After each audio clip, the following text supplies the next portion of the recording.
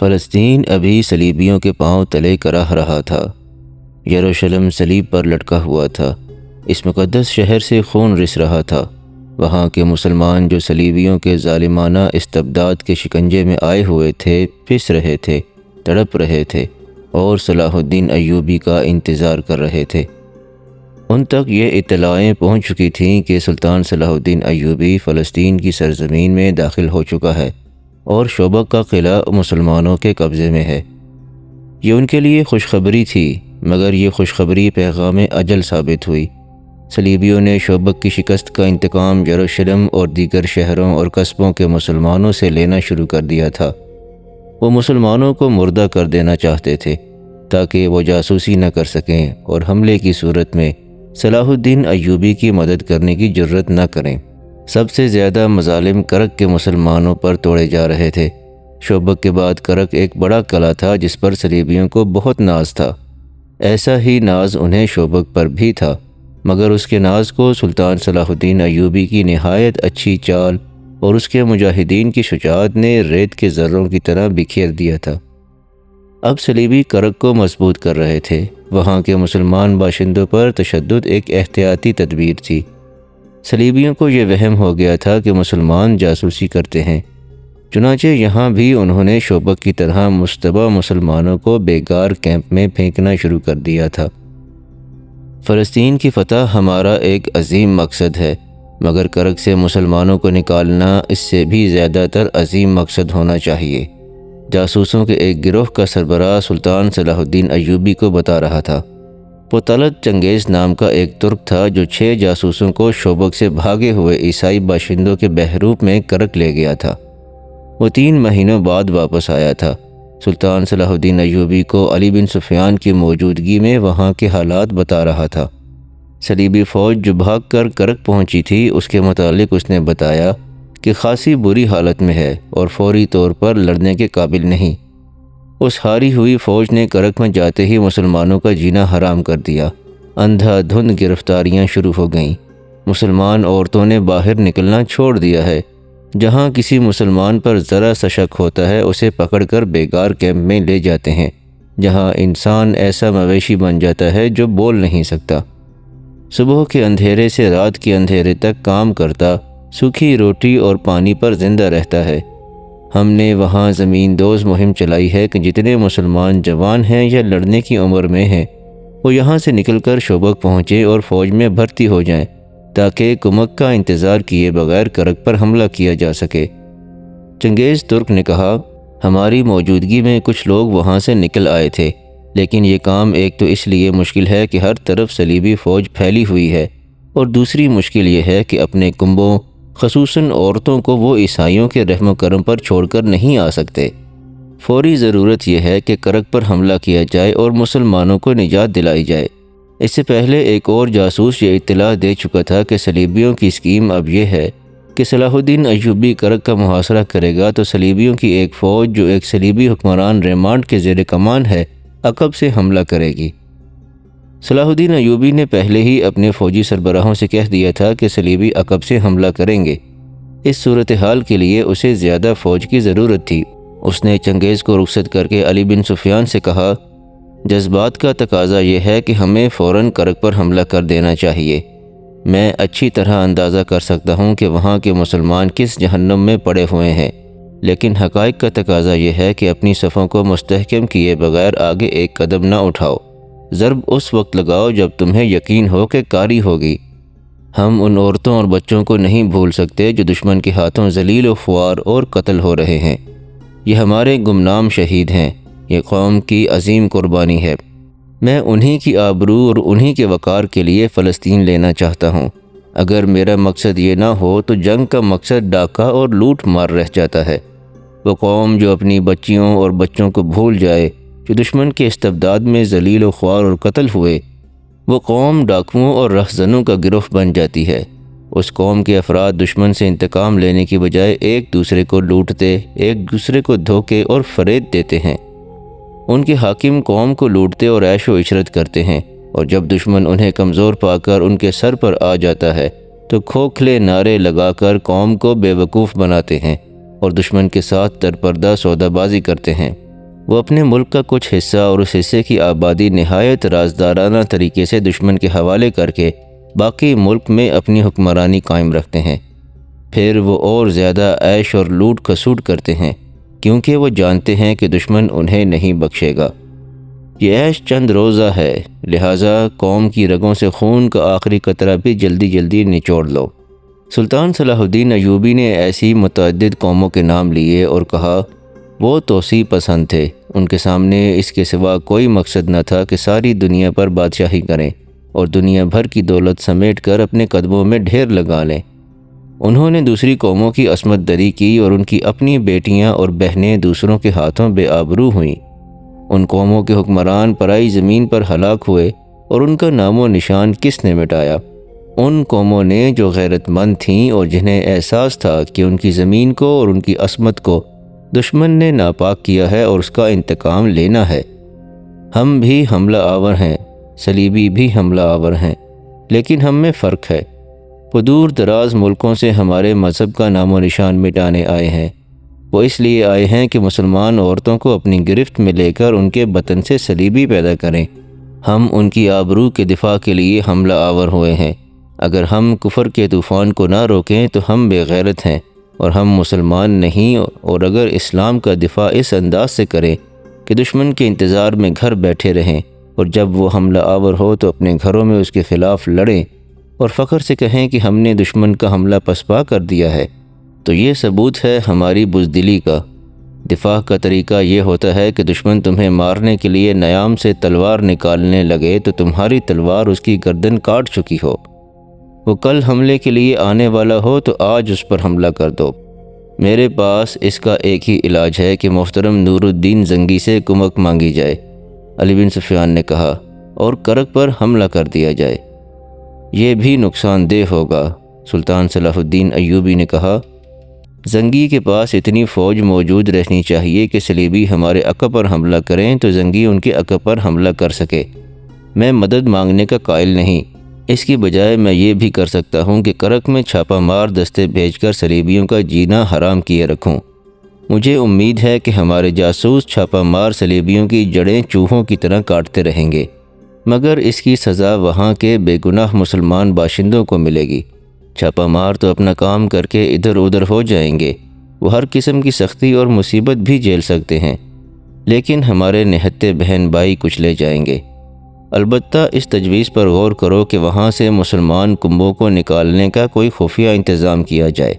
حملے میں کچھ وقت لگے گا، ہمیں خاصی بھرتی مل گئی ہے، کرک کے جوان بھی آ گئے ہیں اور بھی آ رہے ہیں۔ میں محسوس کرنے لگا ہوں کہ ہمیں یہاں کے باشندوں کے متعلق اپنی پالیسی میں تبدیلی کرنا پڑے گی، صلیبیوں کے محکمہ جاسوسی اور سراغ رسانی کے سربراہ ہرمن نے کہا۔ قلعہ کرک میں چند ایک صلیبی بادشاہ، ان کے فوجی کمانڈر اور انتظامیہ کے حکام جمع تھے۔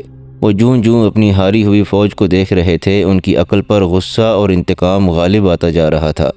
وہ شکست کو بہت جلدی فتح میں بدلنا چاہتے تھے۔ ان میں ان کی انٹیلیجنس کا سربراہ ہرمن واحد آدمی تھا جو ٹھنڈے دل سے سوچتا اور عقل کی بات کرتا تھا۔ وہ دیکھ رہا تھا کہ اس کے صلیبی بھائی کرک کے مسلمان باشندوں کے ساتھ کیسا وحشیانہ سلوک کر رہے ہیں۔ اس نے کہا، آپ نے یہی سلوک شوبک کے مسلمانوں کے ساتھ روا رکھا تھا۔ اس کا نتیجہ یہ تھا کہ انہوں نے وہاں مسلمانوں کے کیمپ سے اس مسلمان فوجی کو بھگا دیا جسے ہم نے خطرناک جاسوس سمجھ کر قید میں ڈال دیا تھا۔ مجھے یقین ہے کہ اسے وہاں کے مسلمانوں نے پناہ دی تھی۔ وہ قلعے کے اندرونی حالات اور دفاع کو دیکھ گیا تھا۔ اس کے علاوہ صلاح الدین ایوبی نے ہمارے قلعے کی دیوار جو توڑی تھی، اس میں اندر کے مسلمانوں کا بھی ہاتھ تھا۔ وہ آپ کے سلوک سے اس قدر تنگ آئے ہوئے تھے کہ انہوں نے جان کی بازی لگا کر مسلمان فوج کی مدد کی، اور جب فوج کا ہراول دستہ اندر آیا تو مسلمانوں نے اس کی رہنمائی کی۔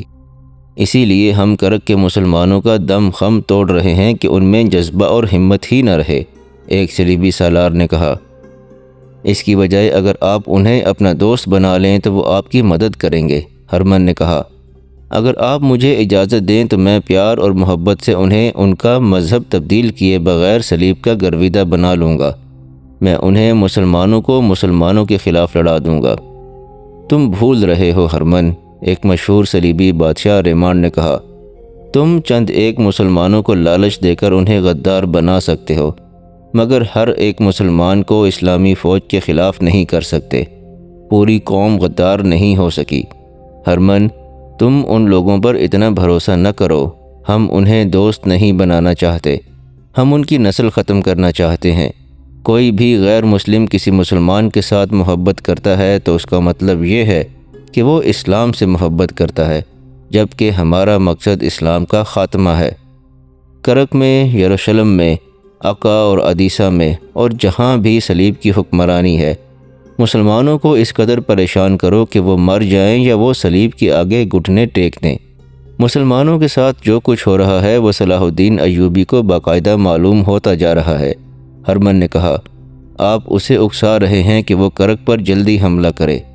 آپ یہ بھول رہے ہیں کہ ہماری فوج فوری حملے کے آگے ٹھہرنے کے قابل نہیں۔ اس کا حل یہ نہیں ہے کہ ہم مسلمان باشندوں کو سر پر بٹھا لیں۔ فلپ اگسٹس نے کہا، آپ لوگ مسلمان جنگی قیدیوں کو ابھی تک پال رہے ہیں، انہیں قتل کیوں نہیں کر دیتے؟ اس لیے کہ ایوبی ہمارے قیدیوں کو قتل کر دے گا، گے آف لوزینان نے جواب دیا۔ ہمارے پاس مسلمانوں کے کل 361 جنگی قیدی ہیں، مسلمانوں کے پاس ہمارے 1275 قیدی ہیں۔ کیا ہم ایک مسلمان کو مارنے کے لیے 4 صلیبی نہیں مروا سکتے؟ اگسٹس نے کہا، ہمارے وہ قیدی جو صلاح الدین ایوبی کے پاس ہیں بزدل تھے، وہ لڑنے کی بجائے قید ہوئے، وہ زندہ رہنا چاہتے تھے۔ وہ مسلمانوں کے ہاتھوں مر جائیں تو اچھا ہے، تم اطمینان سے مسلمان قیدیوں کو ختم کر دو۔ کیا مسلمان باشندوں کے ساتھ درندوں جیسا سلوک کر کے اور مسلمان جنگی قیدیوں کو قتل کر کے تم صلاح الدین ایوبی کو شکست دے دو گے؟ سالار کے عہدے کے ایک صلیبی نے کہا، اس وقت فوج کے سامنے مسئلہ یہ ہے کہ صلاح الدین ایوبی اگر پیش قدمی کر آیا تو اسے کس طرح روکیں گے اور اس سے شوبک کا قلعہ واپس کس طرح لیا جا سکتا ہے؟ کرک کے تمام مسلمانوں کو قتل کر دو، پھر کیا ہوگا؟ صلاح الدین ایوبی کی طرح تم اپنی نظر میں وسعت کیوں نہیں پیدا کرتے؟ کیا ہرمن بتا سکتا ہے کہ مصر میں اس کی زمین دوز کارروائیاں کیا ہیں اور کامیابی کتنی ہے؟ توقع سے زیادہ، ہرمن نے جواب دیا۔ علی بن سفیان صلاح الدین ایوبی کے ساتھ شوبک میں ہے۔ میں نے قاہرہ سے اس کی غیر حاضری سے بہت فائدہ اٹھایا ہے۔ قاہرہ کے نائب ناظم مصلح الدین کو فاطمیوں نے اپنے ساتھ ملا لیا ہے۔ مصلح الدین صلاح الدین ایوبی کا معتمد خاص ہے، لیکن اب ہمارے ہاتھ میں ہے۔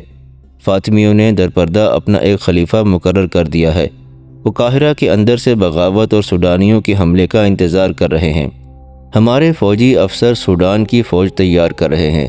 قاہرہ میں صلاح الدین ایوبی جو فوج چھوڑ آیا ہے، اس کے 2 نائب سالار ہمارے ہاتھ میں کھیل رہے ہیں۔ ادھر سے سوڈانی حملہ کریں گے، قاہرہ میں بغاوت ہوگی اور فاطمی اپنی خلافت کا اعلان کر دیں گے۔ تم لوگ یہ بھول رہے ہو کہ صلاح الدین ایوبی اس قدر تیز آدمی ہے کہ کرک پر حملہ ملتوی کر کے قاہرہ پہنچ جائے گا، ریمانڈ نے کہا۔ اسے یہیں رہنے پر مجبور کرنے کے لیے ضروری ہے کہ اسے یہیں الجھا لیا جائے۔ اس کا ایک طریقہ یہ ہے کہ اس کا راستہ روک لیا جائے اور اس کا ایک بھی سپاہی قاہرہ تک نہ پہنچ سکے۔ مجھے 100% امید ہے کہ قاہرہ میں جو اس کی فوج ہے وہ اس کے کام نہیں آ سکے گی، ہرمن نے کہا۔ میرے آدمیوں نے فوج میں اس قسم کے شکوک پیدا کر دیے ہیں کہ انہیں قاہرہ میں پیچھے چھوڑ کر مال غنیمت سے محروم کر دیا گیا ہے، اور یہ بھی کہ شوبک کی سینکڑوں عیسائی لڑکیاں صلاح الدین ایوبی کے ہاتھ آئی ہیں جو اس نے وہاں فوج کے حوالے کر دی ہیں۔ میری کامیابی یہ ہے کہ میں نے مسلمان فوجی حکام کے ہی منہ میں یہ افواہیں ڈال کر ان کی فوج میں پھیلائی ہیں۔ میں نے ایسے حالات پیدا کر دیے ہیں کہ قاہرہ کی تمام فوج سوڈانیوں کا ساتھ دے گی اور صلاح الدین ایوبی کو بغاوت فروغ کرنے کے لیے یہاں سے تمام فوج لے جانی پڑے گی، مگر یہ فوج اس وقت وہاں پہنچے گی جب قاہرہ ایک بار پھر فاطمی خلافت کی گدی بن چکا ہوگا اور وہاں سوڈان کی فوج قابض ہوگی۔ ضروری نہیں کہ ہم یہاں صلاح الدین ایوبی پر حملہ کریں اور اسے روکیں، ہم اسے بھٹکنے کے لیے کھلا چھوڑ دیں گے، ہم اسے مسلمانوں کے ہاتھوں مروائیں گے۔ ہرمن نے زور دے کر کہا، آپ ابھی تک مسلمان کی نفسیات نہیں سمجھ سکے، یہی وجہ ہے کہ آپ میری بعض کارگر باتیں نظر انداز کر دیتے ہیں۔ مسلمان اگر فوجی ہو اور اس کے دماغ میں ٹریننگ کے دوران یہ بٹھا دیا جائے کہ وہ ملک اور قوم کا محافظ ہے تو وہ ملک اور قوم کی خاطر جان قربان کر دیتا ہے۔ دنیا کی بادشاہی اس کے قدموں میں رکھ دو، وہ سپاہی رہنا پسند کرے گا، قوم سے غداری نہیں کرے گا۔ اگر اسی فوجی میں جنسی لذت، شراب نوشی اور عہدوں کی خواہش پیدا کر دو تو وہ اپنا مذہب بھی داؤ پر لگا دیتا ہے۔ ہم نے جن مسلمان فوجی حکام کو اپنے ساتھ ملایا ہے ان میں یہی خامیاں پیدا کی تھیں اور کر رہے ہیں، مگر فوج کو غدار بنانا اتنا آسان نہیں جتنا انتظامیہ کے حکام کو اپنے ہاتھ میں لینا آسان ہے۔ ہرمن نے کہا، انتظامیہ کے ہر حاکم میں امراء اور وزراء کی صف میں آنے کی شدید خواہش ہوتی ہے۔ ان لوگوں پر بادشاہ بننے کا خبت سوار ہے۔ مسلمانوں کی تاریخ دیکھیں، ان کے رسول کے بعد یہ لوگ خلافت پر ایک دوسرے سے لڑتے رہے۔ ان کے جرنیلوں نے نہایت دیانتداری سے اپنا کام جاری رکھا۔ وہ دوسرے ملکوں کو تہ تیگ کرتے رہے اور اسلامی سلطنت کو وسیع کرنے کی کوشش کرتے رہے، لیکن ان کے خلیفوں نے جہاں دیکھا کہ فلاں جرنیل ایسا مقبول ہو گیا ہے کہ اس کی فتوحات کی بدولت قوم اسے خلیفہ سے زیادہ مقام دینے لگی ہے، تو خلیفہ اور اس کے حواریوں نے اس جرنیل کو غلط احکام دے کر اسے ذلیل اور رسوا کر دیا۔ خود خلیفہ کی گدی مخالفین سے محفوظ نہ رہی۔ مخالفین کی نگاہ اسلامی سلطنت کی وسعت سے ہٹ کر خلافت کے حصول پر مرکوز ہو گئی، جرنیل ہارتے چلے گئے۔ اسی کا نتیجہ یہ ہے کہ آج ہم عرب میں بیٹھے ہیں۔ صلاح الدین ایوبی انہی جرنیلوں میں سے ہے جو سلطنت کو انہی سرحدوں تک لے جانا چاہتے ہیں جہاں تک یہ پہلے جرنیلوں نے پہنچائی تھی۔ اس شخص میں خوبی یہ ہے کہ وہ انتظامیہ اور خلافت کی پرواہ نہیں کرتا۔ اس نے مصر کی خلافت کو اپنے ارادوں کے سامنے رکاوٹ بنتے دیکھا تو خلیفہ کو ہی معزول کر دیا۔ یہ دلیرانہ قدم اس نے فوجی طاقت اور اپنی فہم و فراست کے بل بوتے پر اٹھایا ہے۔ ہرمن بولتا جا رہا تھا۔ تمام حکمران اور صلیبی کمانڈر انہماک سے سن رہے تھے۔ وہ کہہ رہا تھا، صلاح الدین ایوبی اپنی قوم کی اس کمزوری کو سمجھ گیا ہے کہ غیر فوجی قیادت گدی کی خواہش مند ہے، اور یہ خواہش ایسی ہے کہ جو زن اور زر پرستی اور شراب نوشی جیسی عادتیں پیدا کرتی ہے۔ ہم نے صرف ان فوجی افسروں کو ہاتھ میں لیا ہے جو اقتدار کے خواہش مند ہیں، اسی لیے ہم زیادہ تر اثر انتظامیہ کے سربراہوں پر ڈال رہے ہیں۔ فوج کو کمزور کرنے کا طریقہ یہ ہے کہ اسے لوگوں کی نظروں میں رسوا کر دیا جائے۔ یہ کام میرا ہے جو میں کر رہا ہوں۔ آپ شاید میری تائید نہ کریں، لیکن میں آپ کو بتا دینا چاہتا ہوں کہ آپ صلاح الدین ایوبی کو میدان جنگ میں آسانی سے شکست نہیں دے سکتے۔ وہ صرف لڑنے کے لیے نہیں لڑتا، اس کے عزم کی بنیاد ایک ایسے منصوبے پر ہے جسے اس کی ساری فوج سمجھتی ہے۔ اس کی بنیادی خوبی یہ ہے کہ وہ اپنے خلیفہ سے یا غیر فوجی قیادت سے حکم نہیں لیتا۔ وہ کٹر مسلمان ہے۔ وہ کہتا ہے کہ میں خدا اور قرآن پاک سے حکم لیتا ہوں۔ میرے جو جاسوس بغداد میں ہیں انہوں نے اطلاع دی ہے کہ صلاح الدین ایوبی نے نور الدین زنگی کو ساتھ ملا کر یہاں سے انقلابی تجاویز بھیجی ہیں جن پر عمل درآمد شروع ہو گیا ہے۔ ایک یہ ہے کہ امیر العلماء سے یہ فتویٰ صادر کرایا گیا ہے کہ خلافت صرف ایک ہی ہوگی اور یہ بغداد کی خلافت ہوگی۔ یہ خلافت دوسرے ممالک کے متعلق احکام نافذ کرنے اور سمجھوتوں کی بات چیت کرنے سے پہلے اعلیٰ فوجی قیادت سے منظوری لے گی۔ جنگی امور فوجی حکام کے ہاتھ میں ہوں گے۔ خلیفہ دور دراز کے علاقوں میں لڑنے والے جرنیلوں کو کوئی حکم نہیں بھیج سکتا۔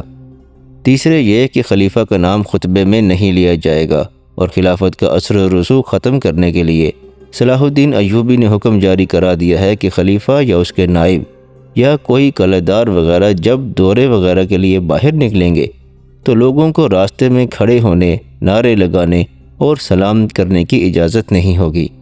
صلاح الدین ایوبی نے سب سے اہم کام یہ کیا ہے کہ سنی شیعہ تفرقہ مٹا دیا ہے۔ ہرمن نے کہا، اس نے شیعوں کو فوج اور انتظامیہ میں پوری نمائندگی دے دی ہے اور نہایت پر اثر طریقوں سے شیعہ علماء کو قائل کر لیا ہے کہ وہ ایسی رسمیں ترک کر دیں جو اسلام کے منافی ہیں۔ صلاح الدین ایوبی کے یہ انقلابی اقدامات ہمارے لیے نقصان دہ ہیں۔ ہم مسلمانوں کی انہی خامیوں کو استعمال کرنا چاہتے ہیں۔ اب ہماری کوشش یہ ہونی چاہیے، جو دراصل جاری ہے، کہ مسلمانوں کی انتظامی قیادت کو صلاح الدین ایوبی اور اس کی فوج کے خلاف کیا جائے۔ صرف آج نہیں، ہمیشہ کے لیے۔ فلپ آگسٹس جو مسلمانوں کا کٹر دشمن تھا وہ بولا، ہماری عداوت صرف صلاح الدین ایوبی سے نہیں، ہماری جنگ اسلام کے خلاف ہے۔ ہماری کوشش یہ ہونی چاہیے کہ ایوبی مر جائے تو یہ قوم کوئی دوسرا ایوبی پیدا نہ کر سکے۔ اس قوم کو عقیدوں، غلط اور بے بنیاد عقیدوں کے ہتھیاروں سے مارو، ان میں بادشاہ بننے کا جنون طاری کر دو، انہیں عیاش بنا دو اور ایسی روایات پیدا کر دو کہ یہ لوگ خلافت کی گدی پر آپس میں لڑتے رہیں، پھر اس خلافت کو اس کی فوج پر سوار کر دو۔ میں یقین کے ساتھ کہتا ہوں کہ یہ قوم ایک نہ ایک دن صلیب کی غلام ہو جائے گی۔ اس کا تمدن اور اس کا مذہب صلیب کے رنگ میں رنگا ہوا ہوگا۔ وہ بادشاہی اور خلافت کے حصول کے لیے آپس میں دست و گریباں ہوں گے اور اپنے مخالفین کو دبانے کے لیے ہم سے مدد مانگیں گے۔ اس وقت ہم میں سے کوئی بھی زندہ نہ ہوگا۔ ہماری روحیں دیکھیں گی کہ میں نے جو پیشن گوئی کی ہے وہ حرف بہ حرف سچ ثابت ہوئی ہے۔ اسلام کی جڑیں کھوکھلی کرنے کے لیے یہودی تمہیں اپنی لڑکیاں پیش کر رہے ہیں، انہیں استعمال کرو۔ یہودیوں کو صرف اس لیے اپنا دشمن سمجھو کہ وہ یروشلم کو اپنا مقدس شہر اور فلسطین کو اپنا گھر سمجھتے ہیں۔ انہیں کہو کہ فلسطین تمہارا ہے، آخر میں یہ خطہ ہم تم ہی کو دیں گے، ابھی ہمارا ساتھ دو، لیکن یہ احتیاط ضرور کرنا کہ یہودی بہت چالاک قوم ہے، اسے جب تمہاری طرف سے خطرہ نظر آیا تو وہ تمہارے ہی خلاف ہو جائے گی۔ اس کی دولت اور اس کی لڑکیاں استعمال کرو اور اس کے عوض انہیں فلسطین پیش کرو۔